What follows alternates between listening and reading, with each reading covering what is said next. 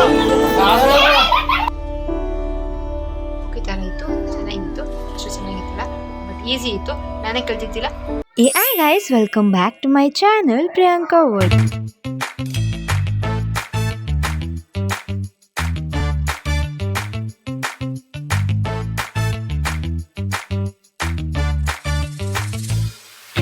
ಇವತ್ತು ಬಂದು ಆ very special day. Happy Raksha Bandhan. ತಾಯಿಯ ಹೊರತು ನನಗೆ ಇವಳೇನೆ ಜಗವಂತೆ. ಇವತ್ತು ಸೆಕೆಂಡ್ ಡೇ ಆಫ್ ವರಮಹಾಲಕ್ಷ್ಮಿ ಮತ್ತೆ ರಕ್ಷಾ ಬಂಧನ್ ಕೂಡ. ಇವತ್ತು ಒಂದು ಸ್ಯಾಟರ್ಡೇ, ನಾವು ಯಾರೂ ಸ್ಕೂಲ್ಗೆ ಕಾಲೇಜಿಗೆ ಹೋಗುತ್ತಿಲ್ಲ. ನನ್ನ ತಂಗಿ ಒಬ್ಬಳೇ ಹೋಗಿದ್ಲು, ಅವಳಿಗೆ ಡ್ಯಾನ್ಸ್ ಪ್ರಾಕ್ಟೀಸ್ ಇತ್ತು ಅಂತ.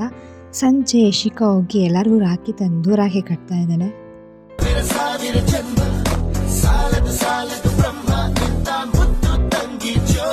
ಫಸ್ಟ್ ಟೈಮ್ ಪ್ರಾಪರ್ ಆಗಿ ರಾಖಿ ಎಲ್ಲ ಕಟ್ಟಿದ್ದು. ಲಾಸ್ಟ್ ಟೈಮ್ ಸುಮ್ಮನೆ ಕಟ್ಟಿದ್ವಿ, but this is so special.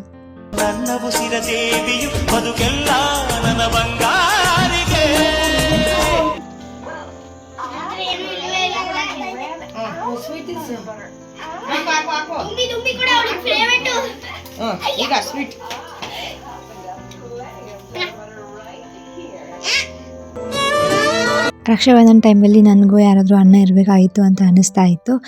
But this Rakshabandhan is very very very much special to us. ನಿನ್ಗೆ ಯಾಕೆ ಆಮೇಲೆ ಯಾವ ಇವೆಲ್ಲ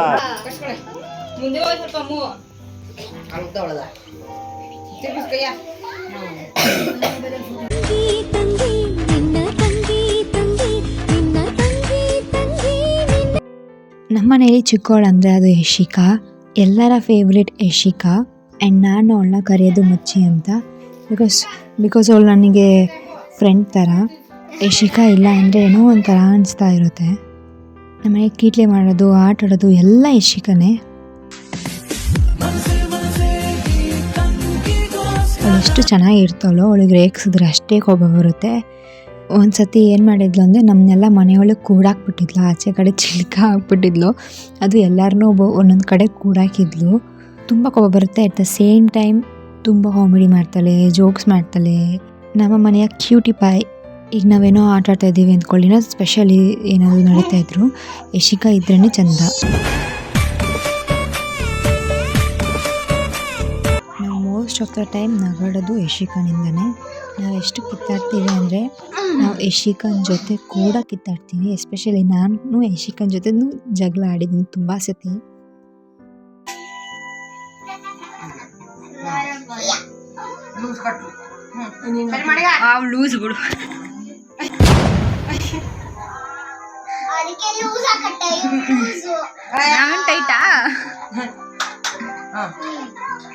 No words to describe her. She is very special to us.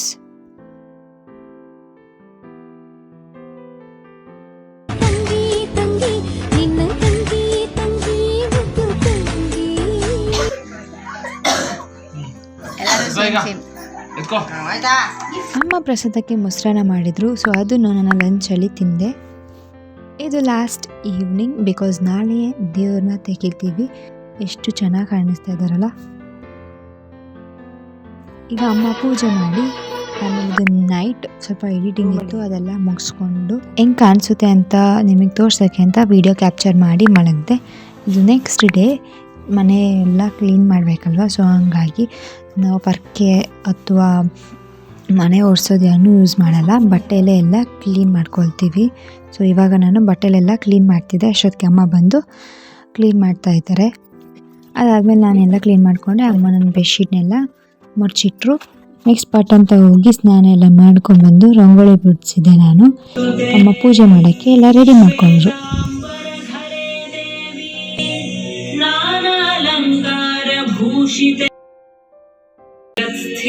ಜಗನ್ಮಾತಃ Mahalakshmi ನಮೋಸ್ತುತೇ. ಇಲ್ಲಿ ಅಮ್ಮ ಪೂಜೆನೆಲ್ಲ ಮಾಡ್ತಿದ್ದಾರೆ.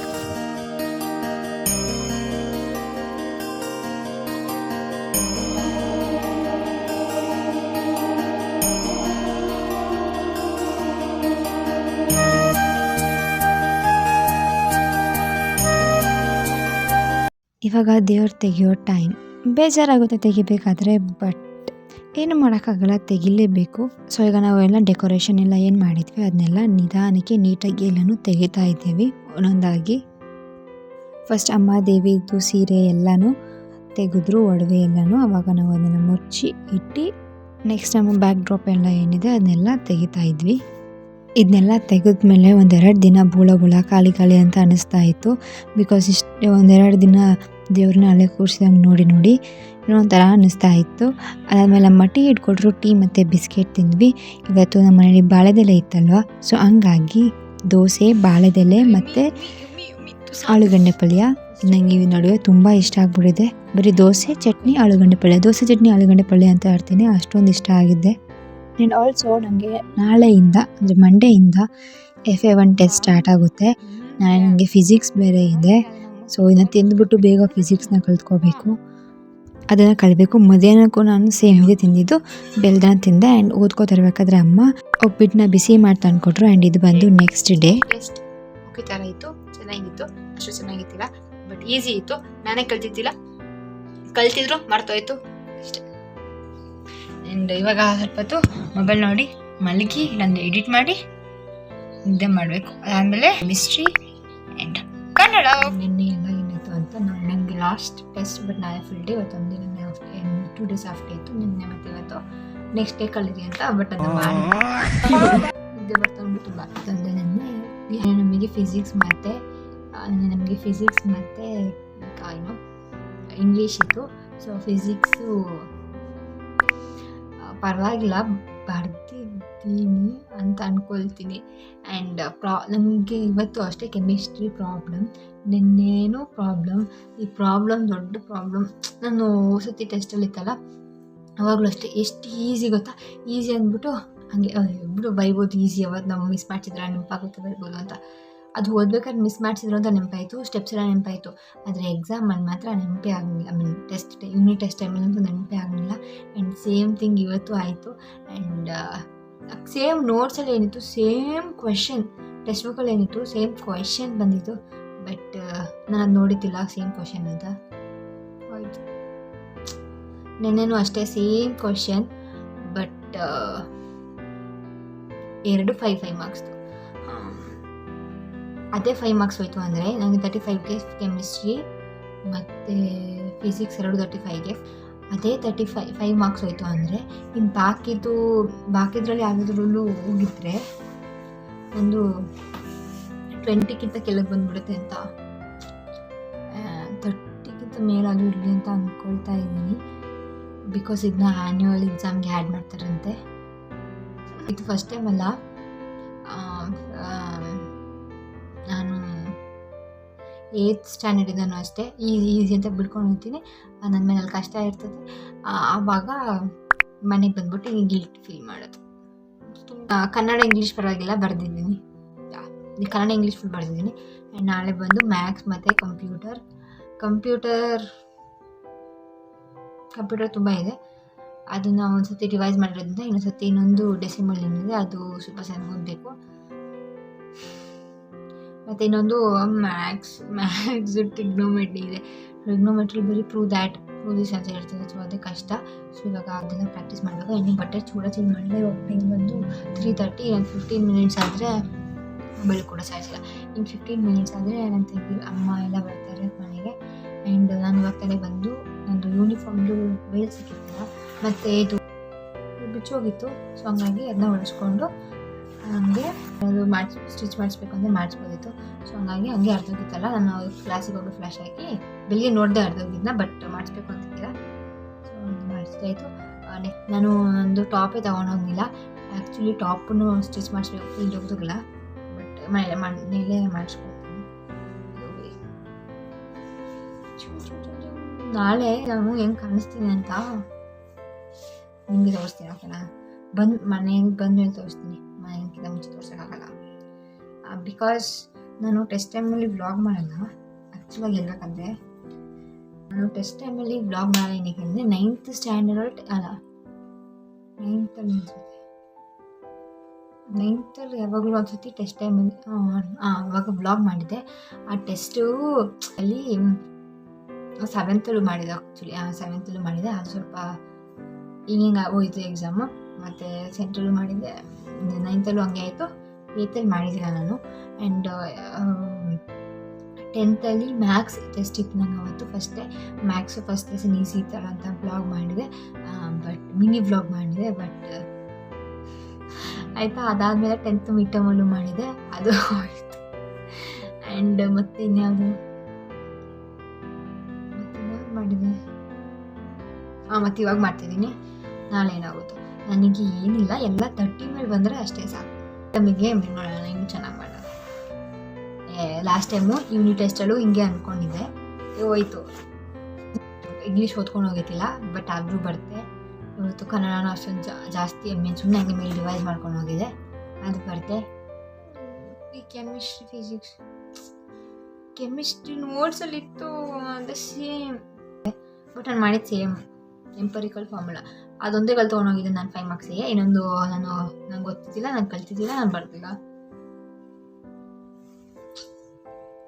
ನಾಳೆ ಮ್ಯಾಥ್ಸ್ ಅದು ಚೆನ್ನಾಗಿ ತೆಗೆಯೋಣ, ಇನ್ನೇನು ಕೆಮಿಸ್ಟ್ರಿ ಅದು ಚೆನ್ನಾಗಿ ತೆಗೆಯೋಣ ಅಂತ ಅಂದ್ಕೊಂಡು. ಯಾವಾಗಲೂ ಅಷ್ಟೇ ಫಸ್ಟ್ ಟೆಸ್ಟ್ ಯಾವುದು ಚೆನ್ನಾಗಿರಲ್ಲ. ಹೋಗ್ಲಿ ಇವಾಗ ಅದೆಲ್ಲ ನಾನು ನಿದ್ದೆ ಬರ್ತಿದೆ. ನಾನು ಮನಿಕೋಬಾರ್ದಿತ್ತು ನಾನು. ಮತ್ತು ಇನ್ನೊಂದೇನು ಗೊತ್ತಾ, ಬೆಳಿಗ್ಗೆ ನಾನು ಲೇಟಾಗಿ ಎದ್ಬಿಟ್ಟು ಇದೆಲ್ಲ ಏನು ಗೊತ್ತಿಲ್ಲ, ನಂದು ಫುಲ್ ಮೈಂಡ್ ಚಾನಲ್ ಕೊಟ್ಬಿಟ್ಟಿದೆ ಆಯಿತಾ. ನಾನು ವ್ಲಾಗ್ ಮಾಡಿದ್ರೆ ಚೆನ್ನಾಗಿ ಹೋಗೋಲ್ಲ ಟೆಸ್ಟ್, ಮಿನಿ ವ್ಲಾಗ್ ಮಾಡಿದ್ರೆ ಟೆಸ್ಟ್ ಚೆನ್ನಾಗಿ ಹೋಗೋಲ್ಲ. ಆ ಟೆಸ್ಟಿಗೆ ಎಕ್ಸಾಮ್ ಏನು ಬರೆದು ಕಮ್ಮಿ ಮಾರ್ಕ್ಸ್ ಬರ್ತದೆ. ಮತ್ತು ಇನ್ನೇನು ಅಂದರೆ ಬೆಳಗ್ಗೆ ಬೇಗ ಎದ್ದು ಇನ್ನೂ ಸ್ವಲ್ಪ ಅದೇ ಫುಲ್ ಹಂಗೆ ಮನಿಕೊಂಡ್ರೆ ಪರವಾಗಿಲ್ಲ. ಫುಲ್ ಎದ್ದು ಕೂತು ಮುಖ ತೊಳೆದ್ಬಿಟ್ಟು ಬುಕ್ಕೆಲ್ಲ ಇಟ್ಕೊಂಡು ಅದಾದಮೇಲೆ ನಿದ್ದೆ ಬಂತು ಮನಿಕೊಂಡ್ರೆ ಅದು ಹೋಯ್ತು. ಅದು ಹಿಂದಿನ ದಿನ ಮನಿಕೊಂಡ್ರು ಅದು ಹೋಯ್ತು. ಫುಲ್ ನನ್ನ ತಲೆಯಲ್ಲಿ ಇದು ಕೂತ್ಬಿಟ್ಟಿದೆ. ಆದರೂ ನಾನು ಅದೇ ಮಾಡ್ತೀನಿ. ನೆನ್ನೆನೂ ಫಿಸಿಕ್ಸ್ ಬೆಳಿಗ್ಗೆ 4 o'clock ಎದ್ಬಿಟ್ಟು ಮುಖ ಎಲ್ಲ ತೊಳ್ಕೊಬಂದು ಕೂತ್ಕೊಳ್ಳೋಣ ಅಂತ ಅಂದ್ಕೊಂಡೆ. ಅದಾದಮೇಲೆ ನಿದ್ದೆ ಬರ್ತಿದ್ದೆ ಅಂದ್ಬಿಟ್ಟು ಮಲ್ಕೊಂಡೆ. ಆ್ಯಂಡ್ ಇವತ್ತು ನಿನ್ನೆ ಸಂಜೆ ಬಂದುಬಿಟ್ಟು 7 ಗಂಟೆ ತನಕ ಮಲಗಿದ್ದೀನಿ, 3 ಗಂಟೆಯಿಂದ. ಅಟ್ಲೀಸ್ಟ್ ನಾಳೆ ನಾನು ಚೆನ್ನಾಗಿ ತೆಗೆದ್ಬಿಟ್ಟು ಎರಡನ್ನೂ ಬ್ಯಾಲೆನ್ಸ್ ಮಾಡ್ಬಿಡೋಣ ಅಂತ ಅಂದ್ಕೊಂಡಿದ್ದೀನಿ. ಬರೀ ಅಂದ್ಕೊಳ್ತೀನಿ ನಾನು. 10th ಇದೆ ಅಂದ್ಕೊಂಡಿದ್ದೆ, ಇವಾಗಲೂ ಇದೆ ಅಂದ್ಕೊಂಡಿದ್ದೀನಿ. ಬೇಡಿ ಸ್ಟಾರ್ಟಿಂಗಲ್ಲಿ ಓದಬೇಕಿತ್ತು ಅಂತ, ಅದಾಗದಿರೋ ಕೆಲಸ. ನಾನು ತುಂಬ ಟ್ರೈ ಮಾಡಿದ್ದೀನಿ. ಒಂದು ಚಾಪ್ಟರ್ ಮುಗಿಸ್ದೆ, ಆಗಲಿಲ್ಲ, ಬಿಟ್ಟು ಬಂದೆ. ನಾಳೆ ಮ್ಯಾಥ್ಸ್ ಪ್ರಾಬ್ಲಮ್ ಇದೆ, ಅದು ಬೇರೆ ಕಲಿಬೇಕು. ಕಂಪ್ಯೂಟರ್ ಪ್ರಾಬ್ಲಮ್ ಇದೆ, ಅದು ಬೇರೆ ಕಲಿಬೇಕು. ಸೊ ಇವಾಗ ತಾನೇ ಮಧ್ಯಾಹ್ನ ಬಂದು ಊಟ ಮಾಡಿದಾಯಿತು. ಇವಾಗ ಏನಾದರೆ ಈಗ ಡ್ರೆಸ್ ಚೇಂಜ್ ಮಾಡಬೇಕು. ಆ್ಯಕ್ಚುಲಿ ಎಲ್ಲ ಚೆಂದಲ್ಲ ಅಂತ ಅಲ್ಲ, ಬಟ್ ನಾನು ಬರ್ತಿದ್ದೆ ನನ್ನ ಫ್ರೆಂಡ್ ಏನಾದರೂ ಬರ್ತಿದ್ದೆ ಅಂತ ಅನ್ಸ್ಬಿಟ್ರೆ ಇನ್ನೂ ಸ್ವಲ್ಪ ಗಿಲ್ಟಿ ಜಾಸ್ತಿ ಆಗಿಬಿಡುತ್ತೆ. ಬಿಕಾಸ್ ಇವಾಗ ಯಾರೋ ನನ್ನ ಫ್ರೆಂಡ್ ಬರ್ತಿಲ್ಲ ಅಂದರೆ ನೀನು ಬರ್ತೀನಿ ನಾನು ಬರ್ತೀನಿ ಅಂತ ಹೇಳ್ಬೋದು. ಬಟ್ ಅವರು ಬರ್ತೀನಿ ನಾನು ಬರ್ತಿಲ್ಲ ಅಂದರೆ promise myself next time I will get ನನಗೆ ಸ್ಯಾಟಿಸ್ಫೈ ಆಗೋ ಮಾರ್ಕ್ಸ್ನ ತರ್ತೀನಿ ಅಂತ. This is my promise to myself, not to anyone, not to others. ನಾಳೆಯಿಂದ ಡೈಲಿ ಒಂದೊಂದು ಬ್ಲಾಗ್ ಎಡಿಟ್ ಮಾಡಬೇಕು, ಓಕೆನಾ? ಆ್ಯಂಡ್ ಇನ್ಸ್ಟಾ ಇಲ್ಲ, ಬಟ್ ನನ್ನ ಫ್ರೆಂಡ್ಸಿಗೆ ಇಷ್ಟ. I am missing my chat ಸಿಂಹ ವೆರಿ ಮಚ್. ಆ್ಯಕ್ಚುಲಿ ಏನಂತಂದರೆ ಅದನ್ನು ಇನ್ನೊಂದು ಡೇ ಹೇಳ್ತೀನಿ, ಇವಾಗ ಎಲ್ಲ ಪರಿಸ್ಥಿತಿ ಇಲ್ಲ. ನಾನು Q&A ವೀಡಿಯೋ ಮಾಡಿದ್ದೀನಿ, ಬಟ್ ನನಗೇನೋ ಅಷ್ಟೊಂದು ಇಷ್ಟ ಆಗಲಿಲ್ಲ. So I am going to do that and I am going to shoot again after that. ಅಂದರೆ ನನ್ನ ಆಂಟಿ ಅಮ್ಮಗೆ ಬೆಳಿಗ್ಗೆಯಿಂದ ಏನೇನಾಯಿತು ಫುಲ್ ಎಲ್ಲನೂ ಹೇಳಬೇಕು, ಪಿನ್ ಟು ಪಿನ್ ಹೇಳಬೇಕು. ಈಗ ಹೋಗಿ ನಿಮಗೆ ನಿನ್ನೆ ಏನಾಯಿತು ಅಂತ ಅವ್ರಿಗೆ ಕೇಳಿದ್ರು ಅವ್ರಿಗೆ ಗೊತ್ತಿರುತ್ತೆ, ಬಿಕಾಸ್ ನಾನು ಅವ್ರಿಗೆ ಎಲ್ಲನೂ ಹೇಳಿರ್ತೀನಿ. ಇಷ್ಟು ತನಕ ಮಾತಾಡಿದ್ದು ಯಾವುದು ಈ ಪ್ರಿಯಾಂಕಾ ಹಾಕಲ್ಲ ಅಂತ, ಬಿಕಾಸ್ ಅವ್ರು ಸ್ಪೀಡ್ ಮಾಡಾಕ್ತಾಳೆ. ಬಟ್ ನಾನು ಮಾತಾಡಿದ್ದು ವೀಡಿಯೋಗೋಸ್ಕರನೇ ಇರ್ಬೋದು, ಬಟ್ ಆಮೇಲೆ ನಾನು ಎಡಿಟ್ ಮಾಡ್ಬೇಕಾದ್ರೆ ಸ್ಪೀಡ್ ಮಾಡ್ಬೋದು, ಬಿಕಾಸ್ ನಿಮಗೆ ಬೋರ್ ಆಗಬಾರ್ದು ಅಂತ. ಬಟ್ ನನ್ನ ಮನಸ್ಸಲ್ಲಿ ವಿಷಯನ ಯಾರಿಗೂ ಒಬ್ಬರಿಗೆ ಹೇಳ್ಕೋಬೇಕು. ಆಂಟಿನೂ ಮಲಗಿದ್ದಾರೆ, ಅಮ್ಮ ಬಂದಿಲ್ಲ, ಹಂಗಾಗಿ ಮೊಬೈಲ್ಗೆ ನಿಮಗೆ ಹೇಳ್ಕೊಂಡು ಅಷ್ಟೆ.